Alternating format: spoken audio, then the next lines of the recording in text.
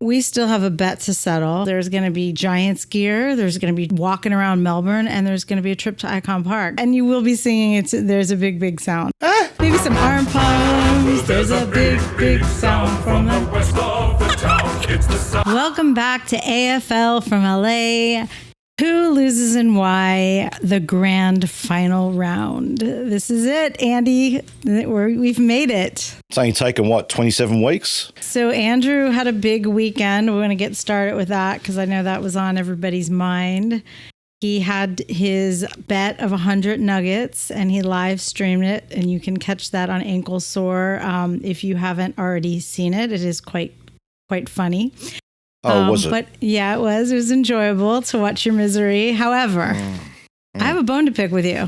Is 50 the new 100? I mean, what is all this? I made a bet to eat 100 nuggets, but I'm only going to eat 50 and I'm going to only take 30 minutes. Like, where did these new rules come in? Did AFL House get involved in? Probably because I just change the rules as I please, right? Yeah. My plan was to eat 100. I actually thought I'd get close or, you know, and I'll tell you, it's harder than what it looks like. You were done around by 40. You were sweating. Yeah. At 40. So the first probably 30, I could eat just normally, right? Just as you'd normally eat, chew, swallow, whatever, right?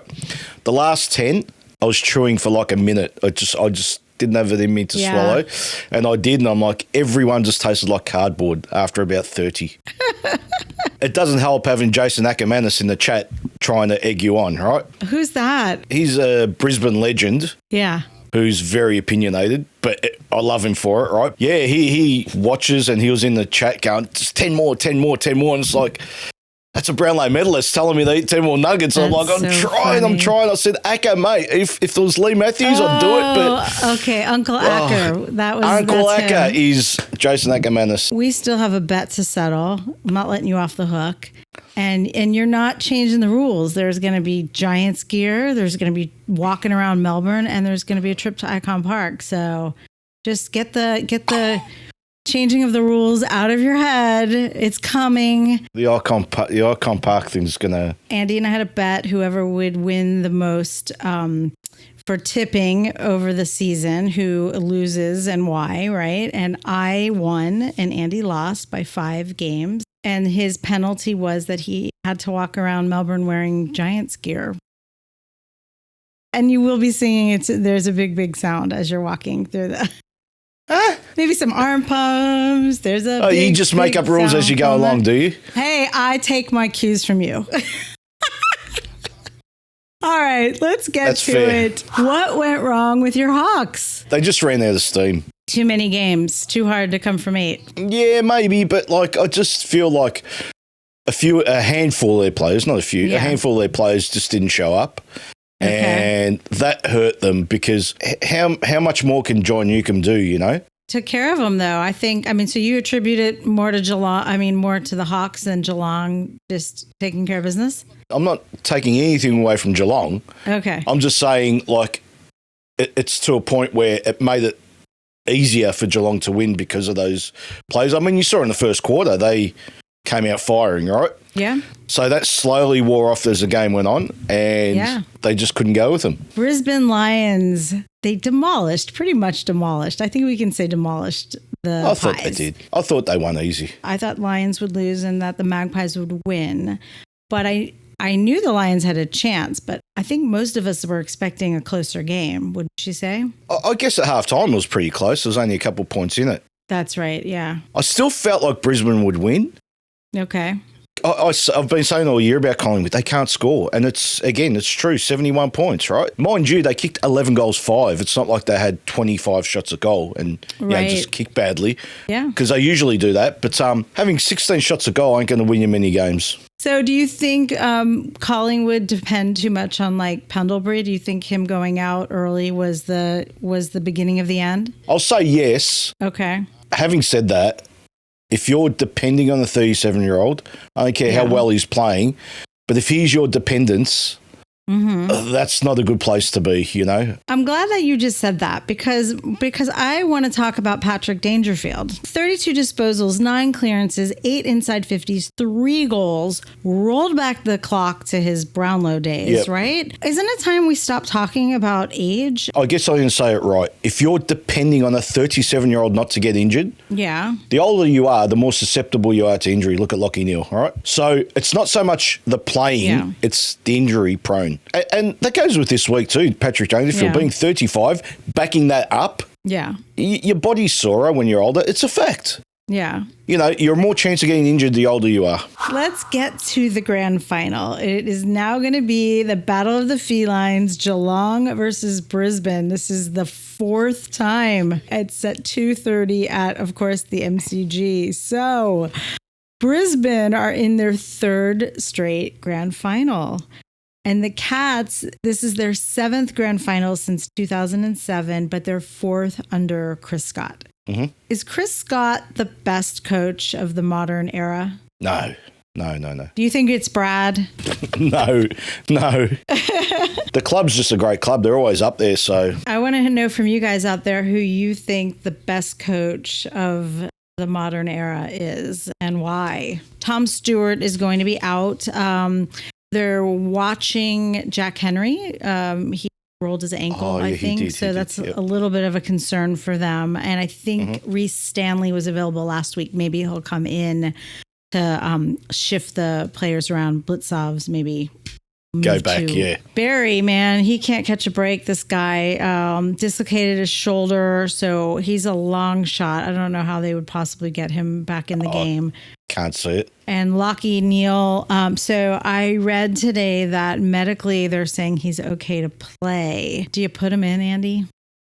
If he's medically okay, he plays 100%. Geelong just beat the Lions in round 1 of the final series, 112-74. Prior to that, in this season, the Lions beat the Cats in round 3 by 9 points and in round 16 by 41 points. So here's my question, okay, based on just that alone. Since both Geelong and the Lions lost to the Giants this year, aren't the Giants the premiers by default? Like, isn't that how it works?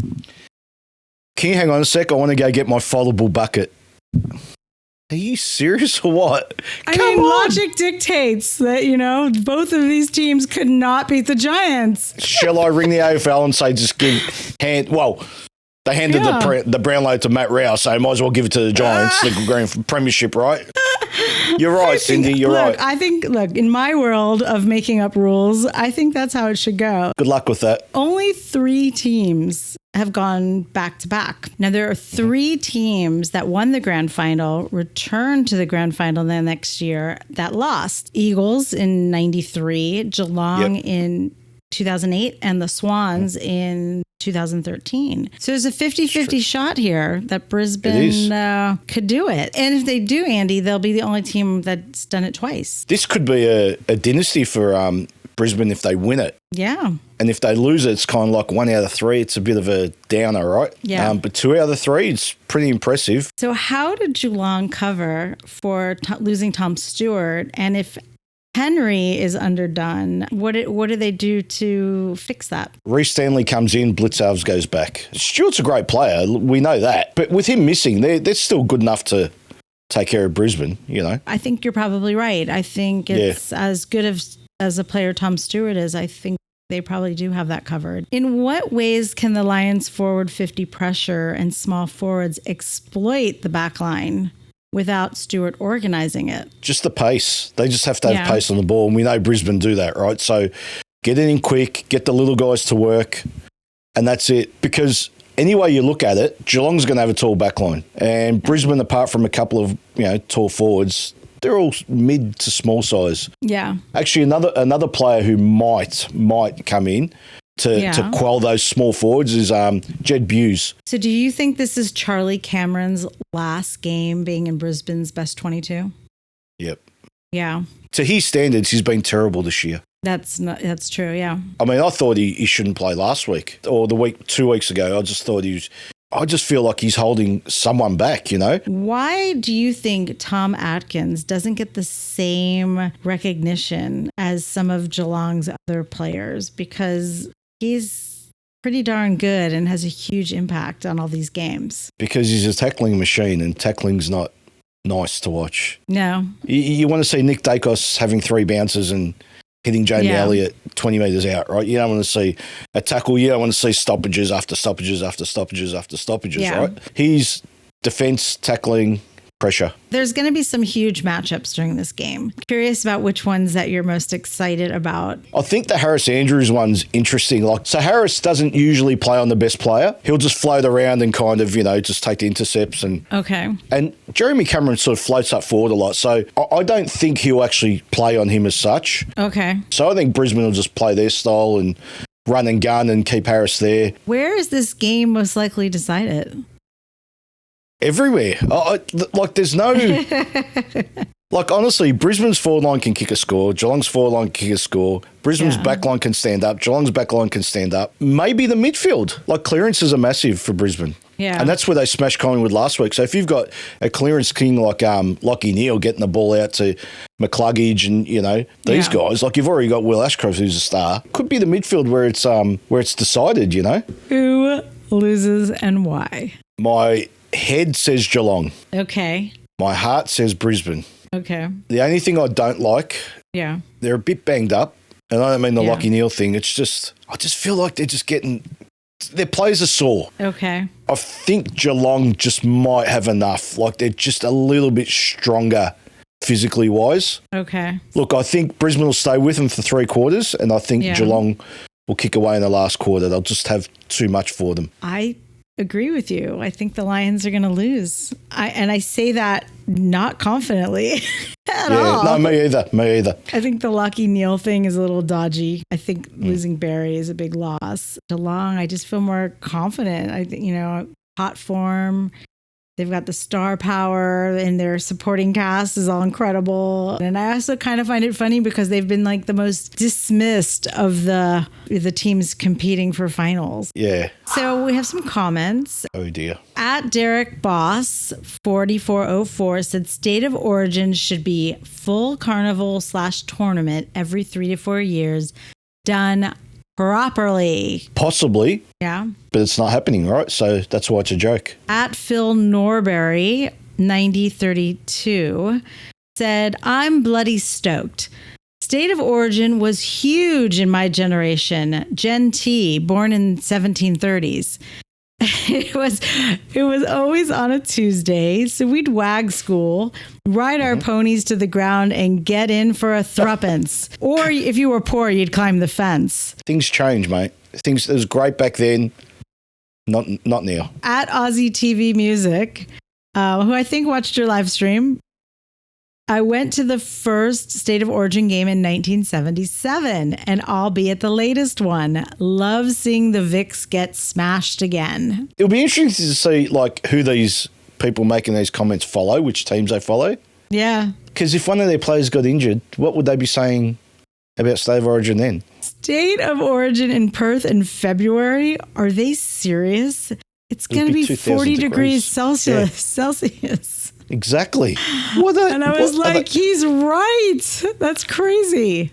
Australian Football League. That's all you need to know. Fun fact, first time I ever went to Australia, I flew into Perth and it was 41. I didn't know what Celsius was, but it was 41 Celsius. And man, I can remember walking out of the airport and just the heat coming off the tarmac, just it was unbearable. And apparently it was super humid also, which everyone the whole time I was there said, well, it's never humid like this. Yeah, it doesn't get humid. Normal. Yeah. And it was February. So I had an instant reaction to this comment. This wraps us up for 2025 of our season of tips. I hope to see you guys in 2026. And I want to thank Andy for joining us, being a good sport for this season. And been fun. Hopefully you've learned your lesson. No more nuggets. But we will be back with some footage of Andy making good on his Giants. Oh, will we? Take care, guys, and enjoy your grand final weekend, and may the best team win.